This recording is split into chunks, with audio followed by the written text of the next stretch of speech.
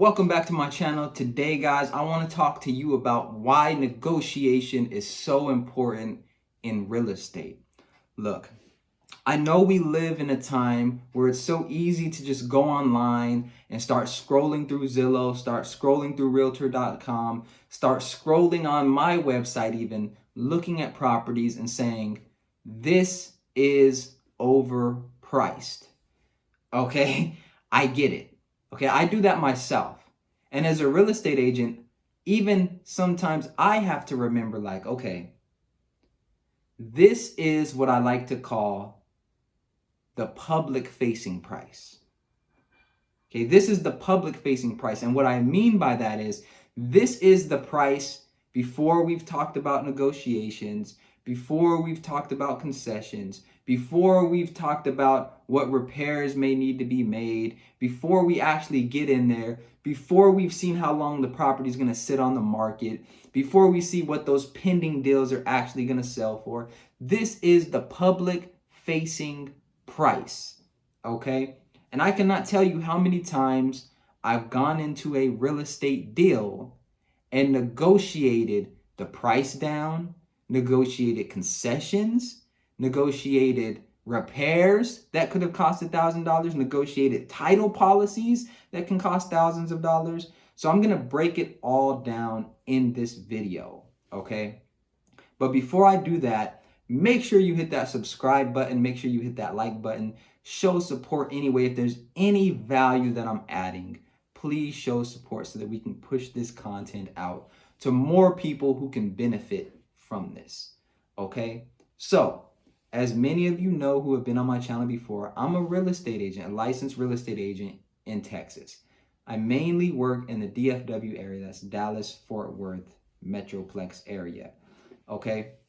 So, what I want to break down today is, as a buyer, especially in 2023, you need to work with a real estate agent and at least have some background knowledge about how a proper negotiation should go, okay? So I'm going to share with you a technique that some real estate agents use. I use this to try to get my clients the best deal possible, okay? So first thing I do when I'm working with a buyer is I try to understand what they need in a property. And everything else is focused around that. Why? Because I can't tell you how many times I went and showed buyers a property, even though it was not what they said they wanted. And not because I wanted to show them it, but because they would send it to me and fight me to say, I want to go see this. And I would reference back to, well, look, this is only 3 bedrooms. You said you needed 4 bedrooms. Well, look, this is only 1,200 square feet. You said you need at least 1,800, right? But what ends up happening is they wiggle and they say, well, I still want to go look at it. So we go and look at it. Of course, they don't like it. They don't want to go with it. But what's happening in the meantime? Well, in the meantime, there's a property that they would want to get that somebody else is looking at and putting an offer in. And there's been so many times where we've missed the window of opportunity by like an hour, by a day, because we were looking at properties that we had no business looking at because buyers didn't know what they needed and they kept confusing what they wanted with what they needed.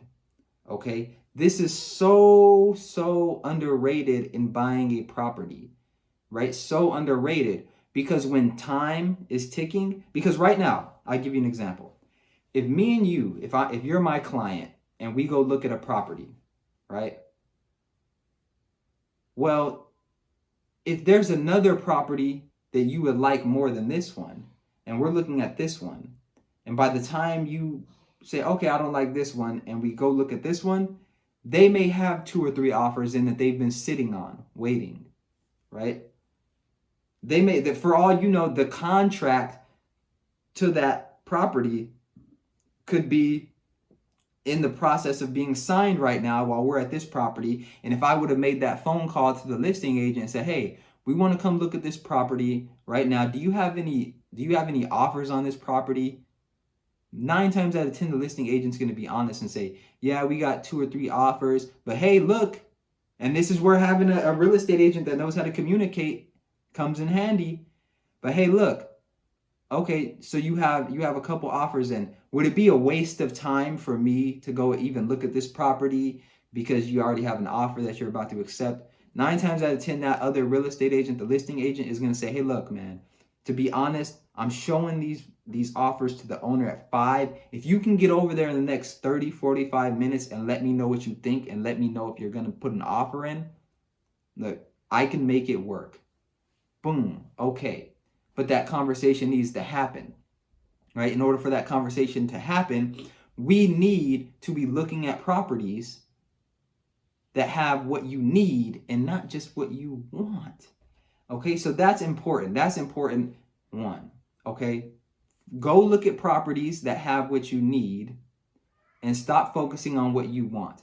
The second thing that I would advise for a buyer, and this is just general knowledge, of course, everyone's situation is different.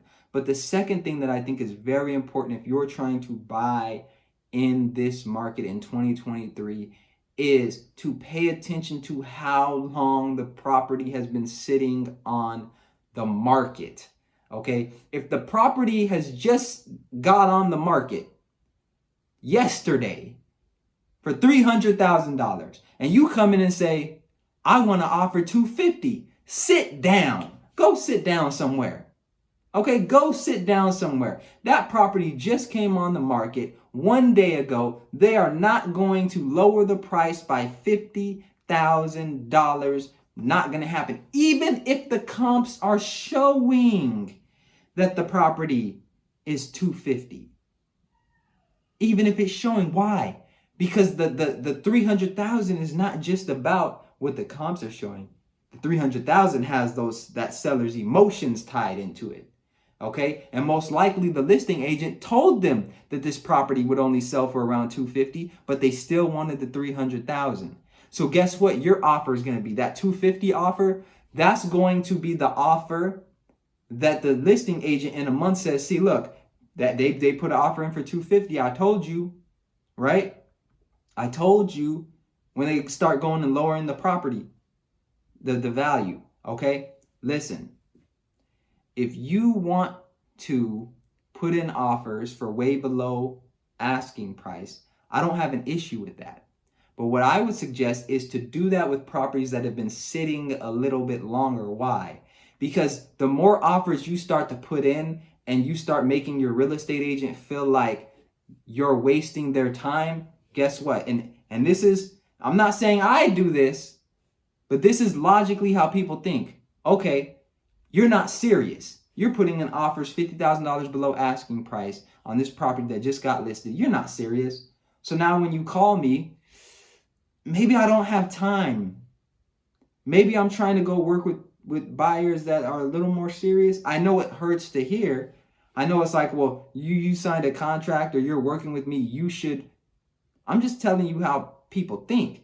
Understand that this is how real estate agents eat. This is how they provide for their family. This is how they create generational wealth. This is what they eat, breathe, and sleep. So the minute you as a client start doing things that can come off as you're not serious, they'll never tell you this because they're professionals. But quiet is kept. It's like, hey, I love you. I want to work with you. I want to build this relationship. I want you to get that property. But at the same time, I can't eat if you're not serious. And that's just real. So, understanding the market, understanding if you want to put lowball offers in, do it on properties that have been sitting a little bit longer so that you can preserve the energy that your real estate agent has to drive around and look at this property and drive around and look at that property, put offers in over here, put offers in over there. Now, I'm not talking about investors. Investors are a different story, okay? Investors are a different story. I'm talking about somebody that's going and looking at buying a property to live in, all right? Different scenario. I don't want y'all attacking me, okay? Different scenario. All right, third thing. Negotiations, okay? This is where I specialize in. For those of you who don't know, I have a degree in psychology. Now, I'm not saying that makes me the negotiation god or anything like that, but I do have a very advanced understanding of people and a very advanced understanding of communication. I'll give you an example.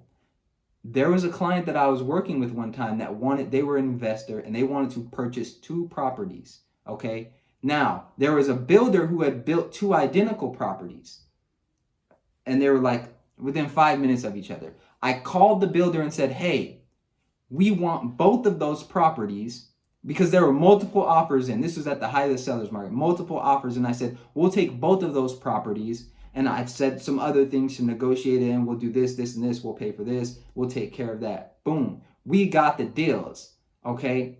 On top of that, they appraised for lower than what everyone thought, which was a problem for the deal.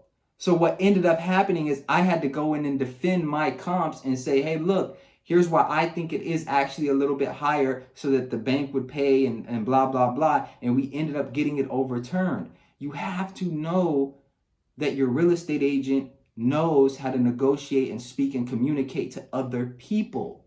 So make sure that when you are negotiating things in a property, that your real estate agent understands how to speak to people. They understand the game. They understand what should and should not be negotiated for in certain situations. They can read the seller and say, hey, look, this seller, if you say that you want this $10 doorknob replaced, this seller is going to walk away. You need an agent that can feel that knows that has that type of insight. So that's why negotiation is so important, because 9 times out of 10, I'm telling you, deals fall apart for the smallest reasons. It's not the AC. It's not the roof. It's the doorknob. It's, oh, well, we want this room painted and we want you to pay for it. Screw you. I'm not paying for it. Emotions, ego gets involved. So make sure you understand that in a real estate deal, negotiation is key. Not only does your buyer's agent, your agent that's working with you as a buyer, need to understand how to manage your emotions, but to some degree, they need to understand how to manage the seller's emotions. They need to be able to say, hey, look, what you're doing right now, that seller's sitting back going, because that's so important. That's so important, and I cannot overstate that. So look, I'm wrapping this thing up. I hope that added value. You need an agent that knows how to negotiate. You need to understand the market, and you need to understand what you need in a property before you start going to look. Make sure you hit that like button, smash that subscribe button if you found anything valuable, and I'll see you next time.